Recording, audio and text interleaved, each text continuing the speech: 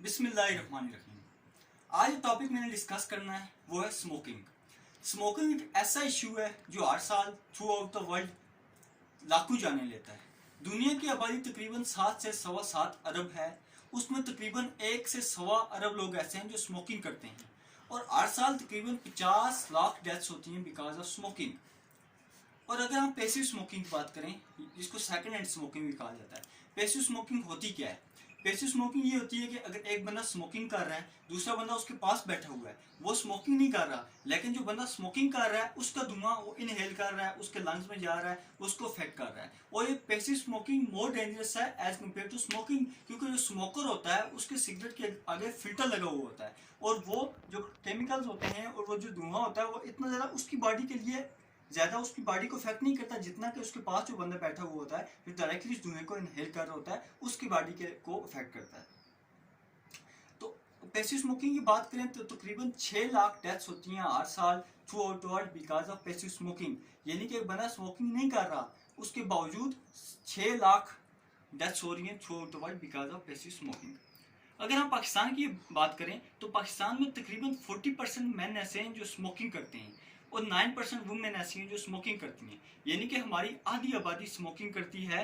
और तकरीबन पाकिस्तान में अगर डेथ्स की बात की जाए तो तकरीबन हर साल 2 लाख डेथ्स होती हैं बिकॉज ऑफ स्मोकिंग। और पैसिव स्मोकिंग की वजह से पाकिस्तान में तकरीबन 18 से 20 हज़ार डेथ्स होती हैं हर साल। और पाकिस्तान में तकरीबन हर रोज़ एवरी डे तकरीबन 1200 बच्चे ऐसे हैं जो स्मोकिंग शुरू करते हैं। यानी कि वो मोस्टली टीनेजर होते हैं या उससे भी कम एज में बच्चे होते हैं, तकरीबन 1200 हर रोज़ स्मोकिंग को स्टार्ट करते हैं। अब स्मोकिंग की डिफरेंट काजेज हैं। मेन काजेज जो मेरे जहन में हैं उनमें पहली जो मोस्ट इंपॉर्टेंट है वो है एज अ फैशन स्मोकिंग करना। स्कूल्स में, कॉलेजेस में, यूनिवर्सिटीज़ में एज अ फैशन स्मोकिंग की जाती है। दूसरों को देख के बंदा स्मोकिंग करना शुरू कर देता है और आहिस्ता आहिस्ता ये एडिक्शन बन जाती है और बाद में ये छूटने का नाम ही नहीं लेती और पूरी बंदे की ज़िंदगी को तबाह बर्बाद करके रख देती है। इसके अलावा स्ट्रेस, डिप्रेशन, एंग्जाइटी, इस वजह से भी स्मोकिंग करते हैं लोग। इसकी बहुत सी काजेज होती हैं। अब हम इफेक्ट्स की तरफ बढ़ते हैं कि स्मोकिंग के इफेक्ट्स क्या होते हैं। ये बहुत मोस्ट इंपॉर्टेंट पॉइंट है इस वीडियो का कि स्मोकिंग के क्या इफेक्ट्स होते हैं। सबसे पहले हम देखते हैं हमारी बॉडी पे फिजिकली, मेडिकली हमारी बॉडी पे स्मोकिंग के क्या इफेक्ट्स हैं, हमारी बॉडी को किस तरह स्मोकिंग इफेक्ट करती है, किस तरह ये कहा जाता है कि smoking is injurious to health. सबसे पहले याद रखें smoking affects a person from head to toe. किसी एक आदमी को स्मोकिंग नहीं इफेक्ट करती बल्कि पूरी बॉडी को इफेक्ट करती है। कुछ मेन फैक्ट्स जो मेरे जहन में वो आपसे मैं शेयर करूं तो सबसे पहले स्मोकिंग की वजह से प्रीमेच्योर एजिंग होती है, वक्त से पहले बंदे का बूढ़ा हो जाना। स्मोकिंग बंदे के लाइफ स्पैन को कम कर देती है, तकरीबन 10 से 15 साल बंदे के लाइफ स्पैन में कम कर देती है स्मोकिंग। यानी कि एक बंदे ने अगर 60 ईयर्स में उसकी डेथ होनी थी तो 45 टू 50 ईयर्स में उसकी डेथ हो जाएगी बिकॉज ऑफ स्मोकिंग। उसके अलावा स्मोकिंग की वजह से विजन प्रॉब्लम्स होती हैं, देखने की कुछ बंदे की कम हो जाती है। उसके अलावा माउथ कैंसर होता है। सिगरेट की डब्बी होती है उस पर भी लिखा हुआ होता है कि स्मोकिंग काज माउथ कैंसर, लेकिन उसके बावजूद लोग पीते हैं। और उसके अलावा रेस्पिरेटरी प्रॉब्लम्स, तकरीबन 10 में से 9 डेथ्स होती हैं जो लंग कैंसर की, वो स्मोकिंग की वजह से होती हैं। यानी कि स्मोकिंग मेन काज है लंग्स कैंसर का। उसके अलावा लंग्स की बेशुमार डिजीज़ हैं, एस्थमा है, एम्फिसेमा है, ब्रोंकाइटिस है। इसके अलावा रेस्पिरेटरी लंग्स की बेशुमार बीमारियां हैं जो स्मोकिंग की वजह से होती हैं। इसके अलावा पेप्टिक अल्सर्स होते हैं स्मोकिंग की वजह से, पेंक्रियाज का कैंसर होता है, गॉल ब्लैडर का कैंसर होता है। इस तरह से पूरी बॉडी को स्मोकिंग इफेक्ट करती है। और सबसे इंपॉर्टेंट पॉइंट कि इम्यून सिस्टम को बिल्कुल वीक कर देती है स्मोकिंग। अब इस बंदे का इम्यून सिस्टम वीक है तो he is most likely to suffer from the other diseases. और अगर इसको हम कंपेयर करें कोविड-19 से, जो आजकल पेंडेमिक है कोविड-19, तो जो स्मोकर्स हैं उनमें कोविड-19 बहुत ज़्यादा है, क्योंकि कोविड-19 अब जाहिर है उस वायरस के अगेंस्ट जो एंटीबॉडीज बनती हैं वो इम्यून सिस्टम ने बनानी होती है, क्योंकि कोई वैक्सीन है तो नहीं। जिस बंदे का इम्यून सिस्टम ही वीक है तो उसमें क्या एंटीबॉडीज बनेंगी और उसका इम्यून सिस्टम फिर क्या ही होगा। तो इसके अलावा जो बंदा स्मोकिंग करता है वो डेली अपने माउथ को अपने हैंड से टच करता है तो ही is most likely to suffer from कोविड-19। इसके अलावा ये थी कुछ मेडिकल और फिजिकल इफेक्ट्स हमारी बॉडी पे स्मोकिंग के होते हैं। इसके अलावा स्मोकिंग के बेशुमार सोशल इफेक्ट्स भी होते हैं। बंदे की सोशल लाइफ को भी स्मोकिंग इफेक्ट करती है। कुछ मैं एग्जांपल देता हूँ आपको, जैसे स्मोकिंग, जो स्मोकर होता है बंदा, उससे सारे लोग तंग ही होते हैं। वो बैठा वो स्मोकिंग कर रहा है तो उसके इर्द गिर्द आने से लोग कतराते हैं, ये बंदा स्मोकिंग कर रहा है, उसकी स्मेल भी ऐसी होती है। उसके अलावा घर में भी जगह जगह सिगरेट के टुकड़े छोटे छोटे पड़े हुए होते हैं, यानी कि उसके इवन के घर के लोग, उसके सिबलिंग्स, वो भी उसको तकरीबन डिसलाइक ही करते हैं और उससे तंग ही होते हैं।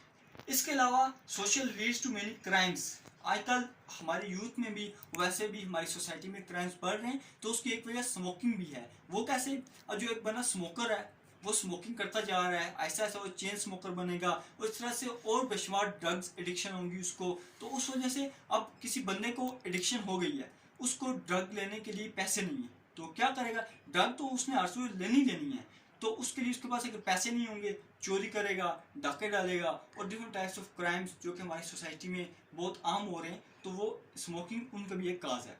उसके अलावा डोमेस्टिक वायलेंस है, घर में तशद्दुद करना, जो लोग नशा करते हैं, तो घर में भी उनका घर का माहौल ही मोस्टली ख़राब रहता है। और ये रिसेंटली एक एग्जांपल हमारे सामने है जो KPK में हुई थी, पहले अशरे में, रमज़ान मुबारक के पहले अशरे में हुई थी, कि एक चचा ने अपनी भतीजी का उसको गोली मार दी थी क्योंकि वो स्मोकर था। अब शाम के टाइम उसको रोज़ा था, तो वो उसके शोर को नहीं बर्दाश्त कर सका, उस नशे की वजह से उसको गोली मार दी। इस तरह से अदर डोमेस्टिक वायलेंसेस होते हैं। इसके अलावा फाइनेंशियली एक बंदे में बर्डन होता है स्मोकिंग।